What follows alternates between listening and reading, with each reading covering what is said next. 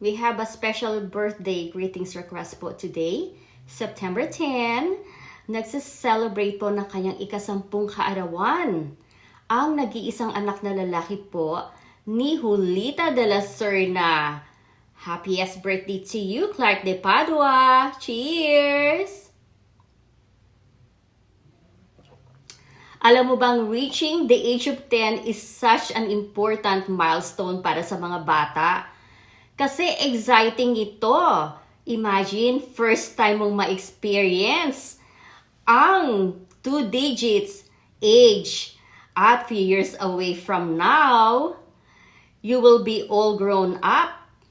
At siguro, hindi ka na makapaghintay para maging teenager.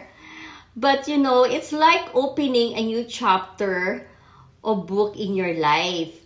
So, ang parati kong sinasabi nga sa mga bata, especially your age, aral muna. Alam ko, nandiyan na yung mga pormahan, di ba, sa school, meron ng mga nagiging crush, wala muna yan, wala muna mga crush hanggat maaari. Ang pagtuunan ng pansin, ang pag-aaral. Ipakita mo sa magulang mo na talagang pinagsisikapan mo ang mag-aral mabuti. Kasi nga, katulad ng mga pangarap ng mga magulang, masaya talaga sa buhay na makita ang mga anak na makagraduate.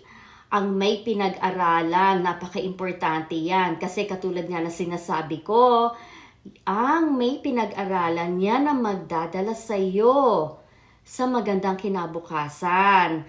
At huwag na huwag mong kakalimutan ang magdasal parate sa ating Panginoon. Ang paggalang sa magulang, napaka-importante yan. Susunod ka sa mga sinasabi ng magulang mo. Huwag sasagot, huwag magdadabog pagka inuutusan.